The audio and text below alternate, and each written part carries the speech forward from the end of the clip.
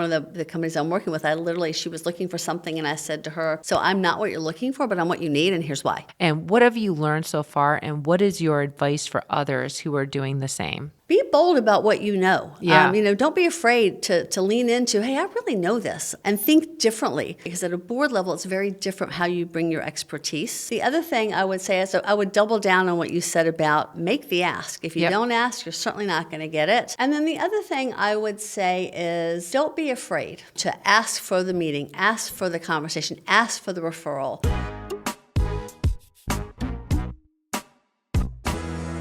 This is Inspiring Women. I'm Lori McGraw, and today I'm speaking with Mimi Callnin. And Mimi, this is your first podcast. I can't even believe it. This is going to be an incredible conversation. We are at the WBL conference, and this is Mimi's first WBL conference. We're going to talk about why she's here. We're also going to talk about the work that she does with the American Heart Association, as well as 50/50 Women on Boards. Mimi, thank you for being on Inspiring Women. I am thrilled to be here, and I'm excited to do my first podcast with you, Lori. I know. Here we go. Mimi, why don't we just first level set? Let's talk a little bit about the work that you do now, as well as a little bit about your career trajectory, a little bit of your history. Yes. So I'll start with my history, I think. Yeah. I spent my life in global human capital consulting, working for Mercer and Aon, large global HR consulting firms, and really spent the last 20 years of my career really leading enterprise growth and serving as executive, leading the Mountain States across all things human capital, working across all sorts of different industries. And about 2 years ago, I decided I was ready to do my next phase of my career, and I entered what I'm calling my rewirement phase. And during that time, I had done some board work and board advisory prior to that, but I knew that that's where I really wanted to invest my time and really spend time focusing on what I love and what kind of feeds me. So that's what I'm doing. When we talk about like human capital, we're talking about talent management, we're talking about growth, we're talking about what parts of human capital are we talking about? So within the organizations I work for, I'll just kind of speak the old speak. It's focused on people's retirement and all the things around there. Focused on what they would call talent, which is compensation, workforce. Architecture, talent strategy, that whole thing, and then health and everything around health benefits, et cetera. And you'll hear as I talk today, I have gravitated towards my health experience and working with my clients in that capacity. Yep. I have to say, as you know, the work that I do today at Transcarent, I know a lot about healthcare. I know a lot about, provider groups and hospitals and health systems and things of that nature. But, I've come to sincerely appreciate just that one of the largest line items in any budget of any company is the health benefits, and talent is always number one on any P&L. And so understanding the finances of that, understanding the strategy of that. Did you advise companies, boards, C-suites? What was the work of the talent management there? Really advising companies, figuring out, a big part of driving an organization's success is tied to the engagement of their employees. It's known that a higher engagement literally can result in 23% better profits. So we would work with organizations on, do they have the right workforce? Are they structured the right way? Are they paying them the right way? Do they have the right culture? How do you shift a culture? How do you just generally just engage the workforce in a way that can would make them want to show up at work every day and give their best selves every day. Right, and drive performance and drive financial outcomes and drive growth and all of those things. So at what point did you decide that it's like, okay, enough's enough and I want to take a break from all of that hard work in terms of building companies to some of the other work that you're doing? Well, what was the stopping point? Because we're going to get to rewirement. Yeah. So I actually attended Harvard Business School has their executive, they have a program called about women on boards. And I went and took that program because I was involved in 50/50 back in 2019, and that's the first time I'm like, oh, there's this whole way to stay involved in the corporate world and have an impact, but in a very different way.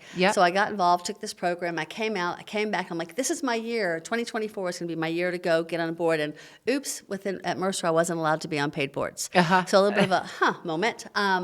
And then a couple other things conspired just to make me say, this is the time. I raised my hand to, take a package and walk out. And so it kind of all just fell into place for me very nicely. And I was already involved in the American Heart Association Go Red for Women campaign. I'm also on a board of a dance company called Wonderbound, which I'm very proud of. And I had been doing some advisory work, but again, I had to be an advisor. I couldn't be on a board. And so it all just kind of fell into place for me at the same time. And I have not looked back at all. It just felt like the right thing, and it's just all falling into place. And I'm doing everything I love. Okay, so we're going to move to the rewirement phase. But Yep. first I want to talk about the American Heart Association, because you and I were just spending some time together in Denver at, a big gala that you were running, as far as I could tell. And everybody in this room knew Mimi. And, what was being talked about there was innovation. We were recognizing women of impact. Sandy Goldstein, who is somebody who is the winner of a Woman of Impact award, and you've been sponsoring and really promoting that work there.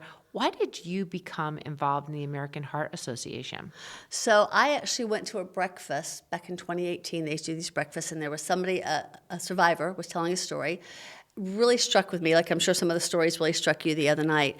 Got in my car, and I was convinced I was having a heart attack because I realized how all the women's symptoms are different. That's the first time I had heard that. Yeah. And when I was like, wow, the fact that I don't know that, and heart disease runs in my family, and I don't know that. So I turned around, walked back inside, and said, I'd like to get involved. How can I get involved? And I started off, back at the time, they had like an executive team, wasn't a board back then, but I got involved then, and I've just continued to raise my hand over the years. I was a chair one year. I just keep leaning into it because I feel like it's such an important mission, and it's so important that women understand that there is a difference in how we feel heart symptoms. And one of the things that struck me is so many women don't get CPR because people are afraid to give them CPR because they might break a rib because we're delicate. Yeah. I'm sorry, I'd rather live than have, who cares? Give me a broken rib. Yeah. So Mimi, when you raise your hand to get involved in something, I think it's a little bit more than showing up and getting involved. Since you've started being involved in the American Heart Association, you have raised over $1 million by encouraging others to participate. Yes. How did that happen? It's funny. I was talking to a friend of mine who actually has raised her hand to be a woman of impact next year after watching what happened and talking to Sandy. Everything I do, I've jumped in with both feet. If I'm passionate about something, I lean in. And I don't go around asking people to give money or anything like that, but I talk about what's important to me. And I think I'm a little infectious, and so people start to really listen, and then they also want to be part of it or give to something or a cause bigger than themselves. And I've always operated that way. So people, like my girlfriend the other night said, you never really asked or pushed me to give anything. And my husband, who's never been to this thing, raised his hand and gave more than we had even agreed to. And I don't even know how that happened. So I think it's just my energy and enthusiasm. It tends to drive people to want to maybe step up and do a bit more than they might have otherwise. So then you started getting involved in Women 50/50 on Boards. Yep. And so first of all, what is that program? 50/50 Women on Boards, it is a not-for-profit that's all about raising awareness and trying to increase the percentage of women in the boardroom. They specifically measure the Russell 3000 and what number of board seats, what percentage are held by women. And it's been going steadily up. And in 2019, I had a friend who came to me and said, hey, somebody tapped me to be this chair. I don't have time. Can you help? I was like, I don't even know what this is. Sure, good friend. Would love working with her. We'll do it. And so what they have a program, like a board readiness program, et cetera. But every year they do this. They call it a conversation. It used to all be all over the world on the same day. I think they realized that was just too much to manage. So now we do it all over the world. And so we come together. And this year in Denver, it's going to be on May 14th, and it's a half day of. When we talk about statistic and what's happening, and I'm not going to, well, I guess I can skew. It's slowed down. We were moving up, and then it started to level off. We were doing great. I mean, we went 13% in 2012, had moved up to over 20%. There, we're getting to 30%. So we're feeling really terrific. A lot of that was done by adding more board seats, not just evening out in the playing field. My view is it doesn't matter how it happens. It's still fine that it's happening. Yes, exactly. And then we started to see a lot of challenges to the laws that have been put in place, some of them being repealed, and a lot of slowing down in terms Yes. of that sort of equity in the boardroom. Yes. So that's sort of the facts. Right, And exactly, so what yeah. do we think about those facts? So I will say, for me personally, we still have a responsibility to advocate for women in the boardroom. In fact, we used to call it the Denver Conversation on what was, I can't remember the name. The Denver Conversation on Women in the Boardroom, something like that. But now it's just on leadership. We even changed the name. But I firmly believe, and I know DEI programs have, kind of gone by the wayside, although the organizations are still very much advocating. They're just doing it with different words. Yeah. So I believe that we need to still advocate for women. We need to have a voice. We need to support each other. This day is a bunch of women that are coming together to support each other. Because without each other, we're not going to get there. Now, men are important too. Don't get me wrong. We need our allies, and they very much are helping us. But I think we just can't stop. Yeah, I do think that, what we've seen and what I've seen a lot of the days of being an ally and people really leaning in, the movement and energy around that has dissipated.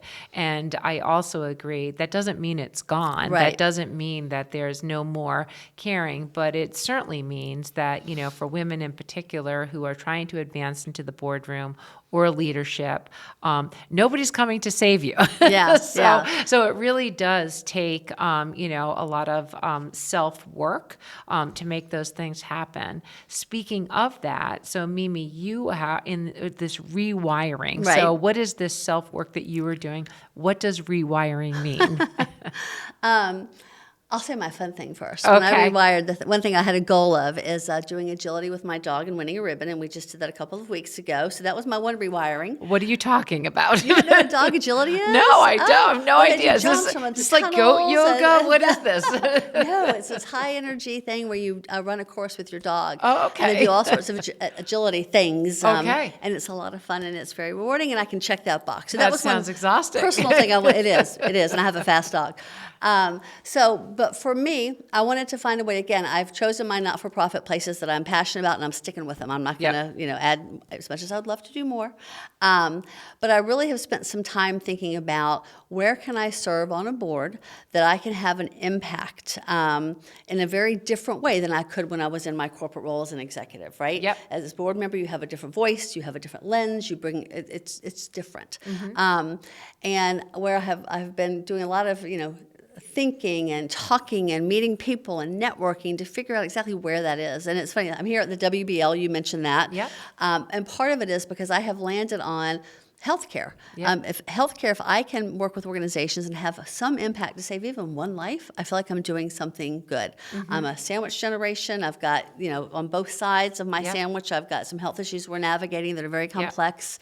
And so for me, being part of, I know the whole healthcare ecosystem. I know it inside out at this point. I've worked with every aspect of it. So I can bring a voice and a lens that I think can help either large companies, like Select Health, who I'm working with, ask questions and help them think about things a little bit differently, or the very small startups. I'm doing some of that too. And again, just bringing a lens and a voice and a perspective and some experience that I hope, are making a difference. Well, we know that when we have more equity in boardrooms, that companies perform better. There's 100%. a direct correlation to those things being true.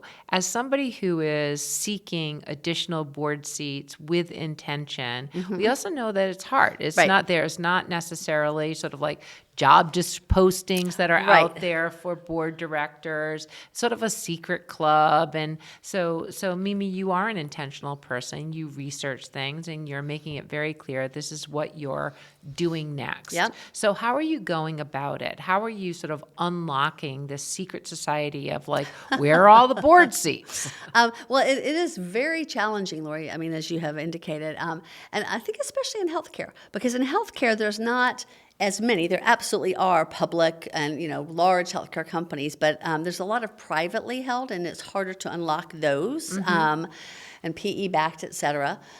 So for me, it is continuing education, one, because I need to make sure I stay sharp on all the issues that are happening in the boardroom, especially in healthcare. There's a lot going on in healthcare, as we all know. But it is about continuing to network and build my network. It is like attending things like this. Yep. It is, meeting with. I recently, actually, the gentleman who referred me to WBL also introduced me to the head of the health vertical at Korn Ferry. So it's continuing to do that and continuing to get my name out there and have conversations with people. And again, being intentional. I've gotten really good at, when people ask me for my time, I think about, I'll share with you my 5 F's that I have to check up against. If I'm going to spend time with somebody, I say, one, does it really, I have 5 priorities. Family, friends, that's 1 F. The second is financial, like career, how that ties. Fitness, I'm trying to be healthy. Everything I do has to be fun. And then everything, however we think of our own faith, but for me, the way I think of faith, it has to kind of feed that. So as I think about people that I spend time with or connect with or network with, I think about how do they fit into that. And so I tend to say yes too much, and so that's one of the ways I'm helping myself really step back and continue to be intentional. Did that answer Well, one it? of the intentional things about, seeking board seats is the direct ask. Yes. And I think for women in particular, the networking, it is so important to uncover where these seats are. And being intentional is more than just showing up. Yep. It's actually saying out loud, I am seeking Yes. a board seat. Yes. I am seeking this type of seat, and this is what I bring to the table. And what is different about that is, if you are an executive level or a leadership level career person, you can go seek other jobs that are out there because they're posted, or there are recruiters who are looking to place candidates. With board seats, it is different. Yes. And you really have to do that. And that can be sometimes uncomfortable. Yeah. Are you finding it uncomfortable to have those conversations? Are you getting better at it? I'm getting much better at it. Yeah. Much better. And one thing I just want to throw out there, back to the recruiters, for an executive role, there are recruiters. In the board space, there are, but what I've learned is that they won't the big guys, they won't place you on a board unless you've already got like a big public board and you can check that box. Otherwise, they view it as taking a risk with you. So that's right there is a huge hurdle. Right.